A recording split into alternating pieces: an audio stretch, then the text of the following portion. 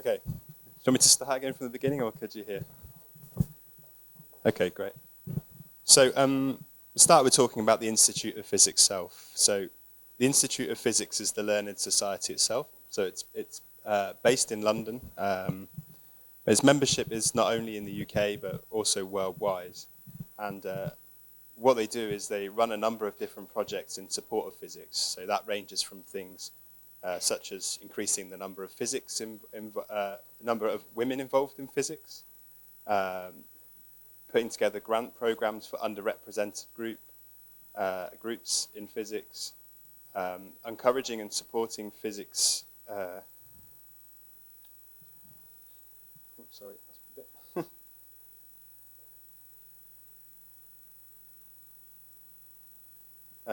Physics teachers and helping to retain them in the education system. Also lobbying the government in support of physics. Make sure that physics gets the funding and recognition that it deserves in our economy. But its overall mission is to support physics for the benefit of society. Now, IOP Publishing, we're a wholly owned subsidiary company of the Institute. So we're based in Bristol in the west of England. Why we're separate from our colleagues in London, I have no idea.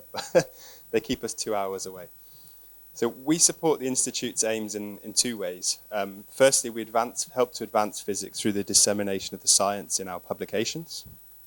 And secondly, the money that IOP Publishing earns through the sales of its publications directly goes to support the initiatives that I've just spoken about with the Institute itself.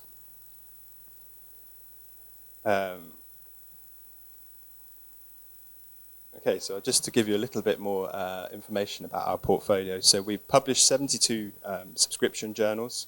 Most have a hybrid open access option, but we can come back to that in a bit. So last year we published over 28,000 articles. Additionally, we have 12 gold open access journals, 3 conference series titles, which contribute a further 40,000 articles per year.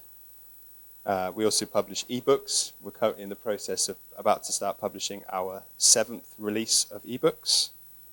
We have 2 science news websites and 3 magazines. So we're quite well spread out and diverse in the work that we do. But we also work with people worldwide. So roughly about a third of all the titles that we publish are in partnership with other learned societies worldwide. So from societies in the US, such as the American Astronomical Society, through to some Japanese ones, like the Japanese Society of Applied Physics. Newly for this year as well, we have a new partnership with the Electrochemical Society, so they're an American society, but we'll talk about that in the context of new content in a minute. So we also have some of the world-leading specialist titles in the IOP portfolio. Report on Progress in Physics has an impact factor of over 16, which is really very high for physics. And we publish more review articles in physics than any other publisher. Two-dimensional materials, which is the second journal across on that image, had its first impact factor of 9.6, which again, they say is very high for physics. And it's now gone down slightly to 7.3, but it's still in the top quartile for materials science journals. We also publish all 3 of the world's leading journals in plasma science, representing roughly a third of all plasma physics research each year. And our portfolio boasts double the citations of any other publisher in astronomy and astrophysics. So we feel we've got quite a big share of the market in terms of the publications that we publish, even though we're a medium-sized publisher. So we're also a global publisher. So our headquarters are in the UK, in Bristol, as I said, but we also have main offices in the US, in Philadelphia, and in Beijing, in China. We don't have an office here in Romania, but we have a really good and long-standing relationship with Information, our agent here on the ground, who's been working with us to bring support and knowledge and local knowledge to the Romanian market. I think it's slightly difficult to talk about IOP because sometimes we become pigeonholed as just a physics publisher. Physics is, or certainly the content that we publish is much broader than that, and science in general, as we see, is becoming increasingly interdisciplinary. So we also see that Physics has an impact in materials science, in chemistry, in environmental science, in biomedicine, and this is reflected in IOP's subject portfolio, as you can see on this slide, the different subject areas that we cover. And subscribers to our premium journal package, IOP Science Extra, which is the package offered within the consortium here in Romania, have access to all journals across all of these subject areas. So we're fairly broad, we're not just physics in the purest sense. And I thought it would be quite interesting at this point to have a little look at how this breaks down in Romania in terms of the most, according to the articles that you used, based on their top semantic terms. So as you can see, the most used area is in condensed matter physics, then in chemical physics, and also nanotechnology. So there's definitely a strong emphasis here in Romania on applied physics, and in particular, materials science. IOP is also the largest publisher, a second largest publisher in physics behind Elsevier, and the largest society physics publisher. So you see our market share is much higher than that of APS and AIP. We've published, since 2004, we've published over 250 papers by Nobel laureates. For example, all three of this year's physics laureates, James Peebles, Michel Mayor, and Didier Queloz, whose work was in astronomy and astrophysics, have published papers with us. We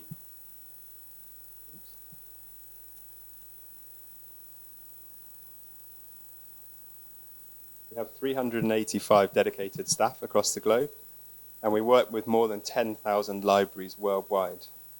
We also have, ignore that. We're seeing annually a content growth overall of about 7 to 8%, which is quite strong compared to other publishers. There's a particular growth in open access titles. Was currently about 6% of everything we publish is open access, but that's largely driven by Europe and the greater movement towards open access in other European countries. But we're also seeing a growth in our subscription journal content yearly as well.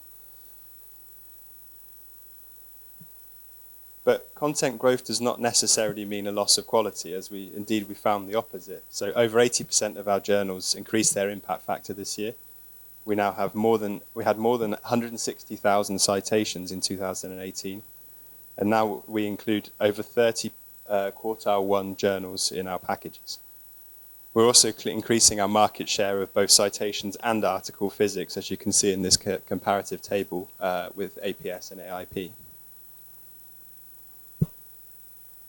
Thought it might be as well interesting to look a little bit how this is also happening in Romania, so specifically. So we are seeing some growth in our overall publication rate in Romania.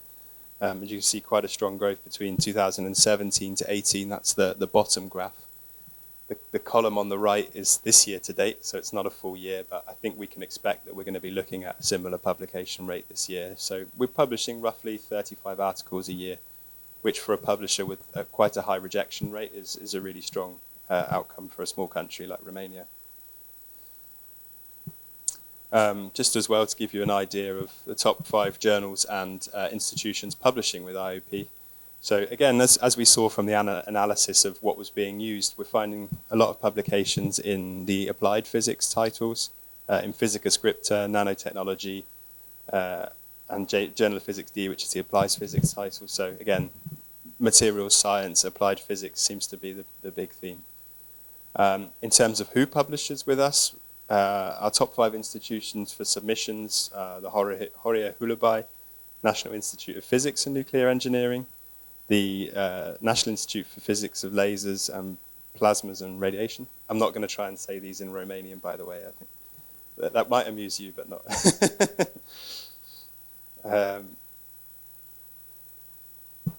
Our portfolio is also growing. So I think it's fair to say we don't just wake up one day and decide, let's start a new journal. It's always a development in line with the community. So one great example of that is two-dimensional materials, top left.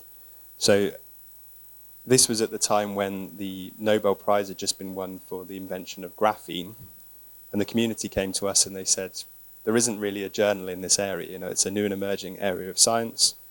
So we started the journal, and as I presented earlier, its first impact factor was 9.6 in the first year, which is really strong, and it's really become a marquee journal in that area. And we're working to do the same in other areas, emerging areas of science.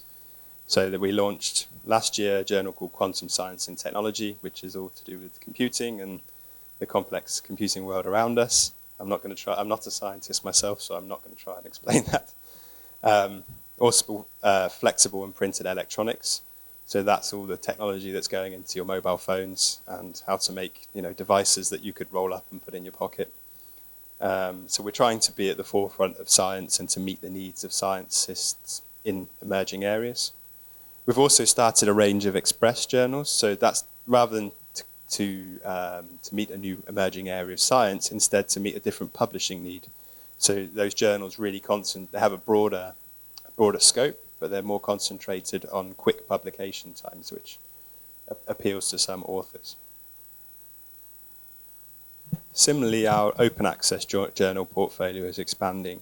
So as I said previously, open access publication is growing in Europe. So we wanted to be able to offer greater choice and more outlets and opportunity for authors to publish with us. So we launched a stream of new titles in the last few years.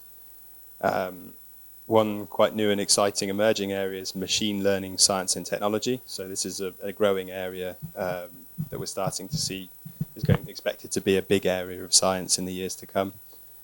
I'll also highlight as well the top left journal, Materials Research Express, is a journal that we're actually flipping for the first time in 2020 to become a fully open access journal. So until now it's always been a hybrid journal, and now we're taking a step as an experiment to see what the effect would be if it flipped to an open access journal. So I mentioned at the beginning about the successful partnerships we have. So the Electrochemical Society is a new partnership for 2020. So it's an American society, but they've chosen to work with IOP because IOP has a far greater global presence than they do. They were a very US focused. That's not to say that they didn't have customers in Europe, but they don't have the presence that IOP has. But they've been able to gain that whilst finding another society that has a like-minded value, whose focus is on the dissemination of science. So we're hoping this is going to be another successful partnership. So their flagship journal is the Journal of the Electrochemical Society, the top journal there, and which is the oldest and most respected peer-reviewed title in its field. They also published the Journal of Solid-State Science and Technology, which hopefully should be of interest here in Romania, given what we've spoken about, the focus on materials science.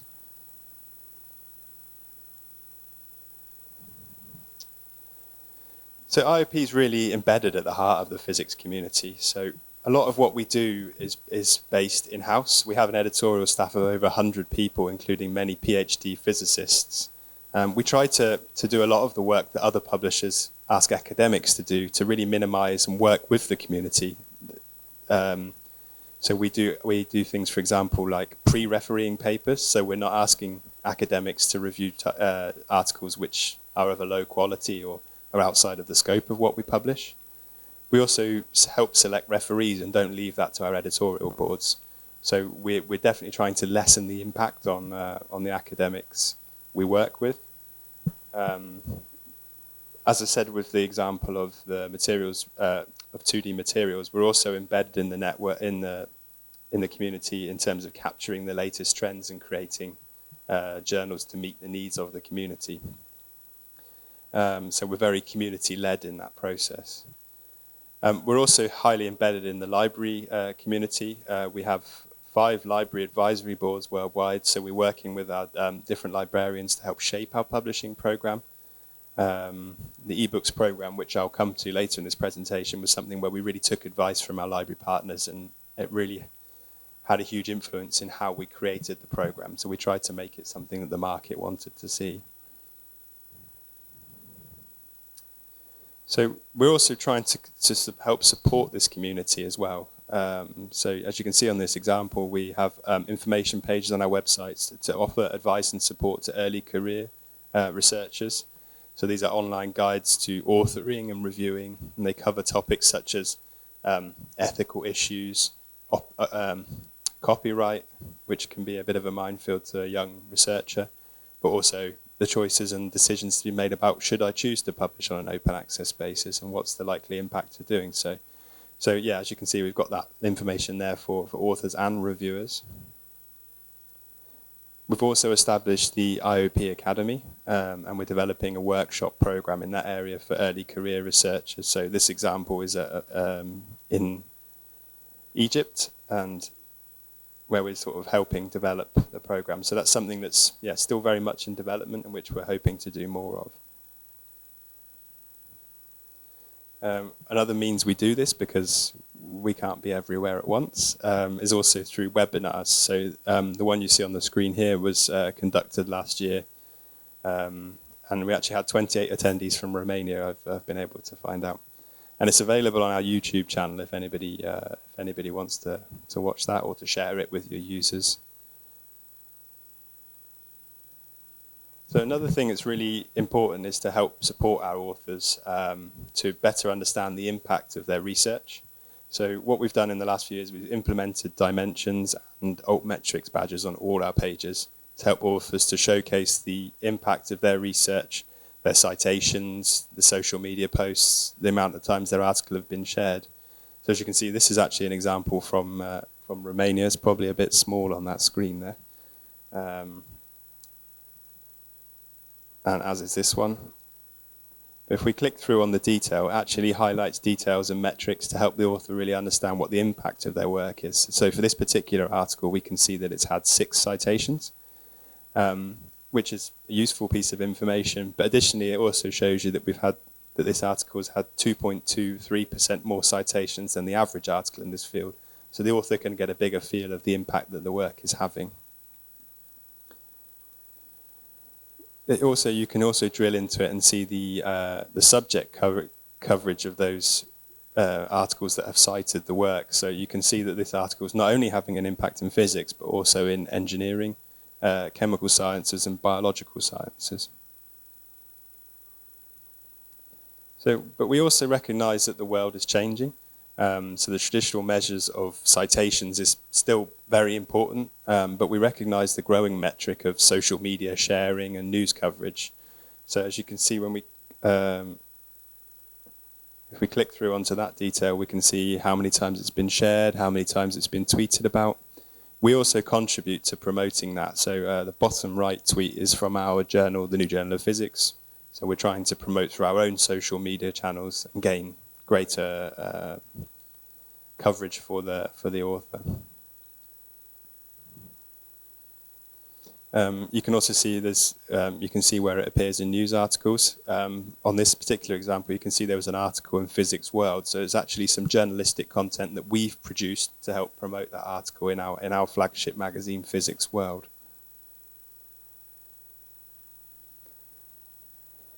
So now I'm going to do a bit of a talk about what's new at IOP this year. So we've been working really hard to improve the discoverability of our content. So we've been making some investment in the search function of our platform.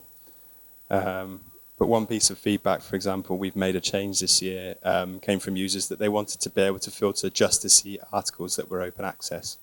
So we've put this on the left-hand sidebar, and you can now select and just see open access articles. We've also been particularly innovative in terms of peer review. So we're currently operating a trial for transparent peer review. So that's on two journal titles. In effect, what that means is that we're publishing the peer reviewer reports with the paper. So as I understand it, it was previously considered that the peer review process was considered to be open to error and to bias. So by publishing the referee's report alongside the paper, it effectively brings about accountability for the reviewer as to their comments, and hopefully in doing so drives a move away from any talk of bias and error. We're also working with Publons to give credit and recognition to reviewers through their ORCID. So this shows in their ORCID ID. And so far we've been able to credit over 20,000 reviewers because of this process. We've also launched the annual IOP Reviewer Awards. So again, we wanted to recognise the best reviewers for their contribution. So we're looking at the recognition in terms of the quality, the quantity and timeliness of their reviews. And I'm really pleased to say we actually had 5 winners of this award here on different journals from Romanian reviewers last year.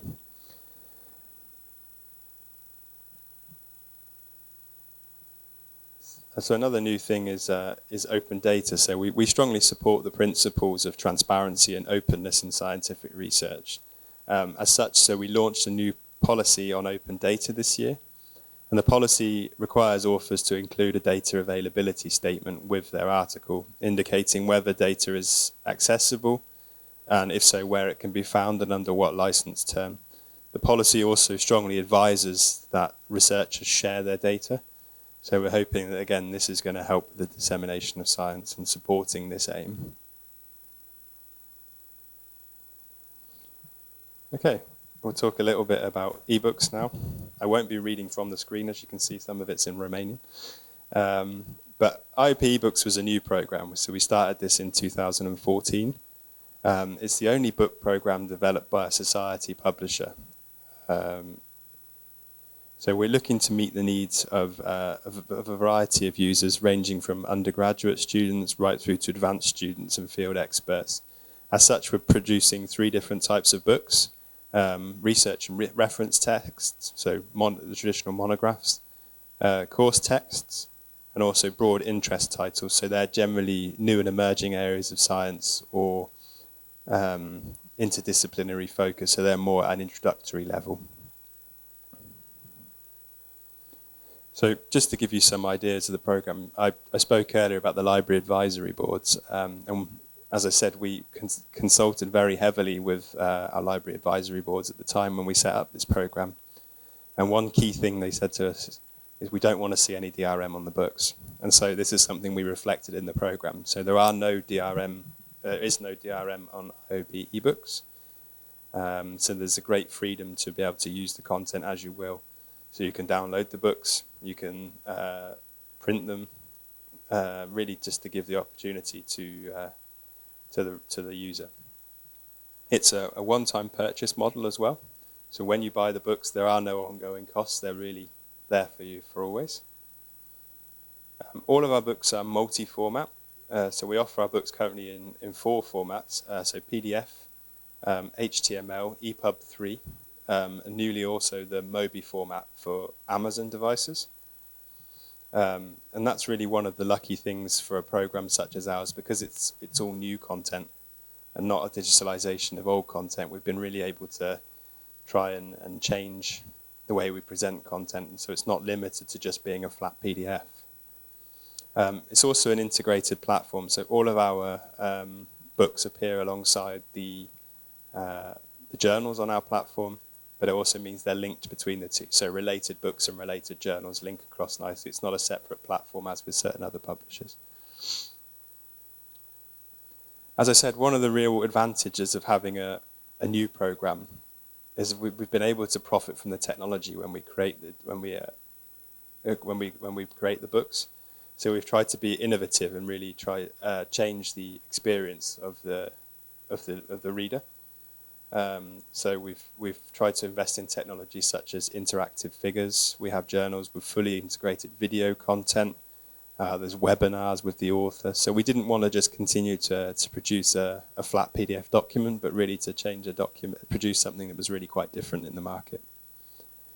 And of course, we favour as well easy integration with your library catalogue. So we offer free MARC and KBART records as standard.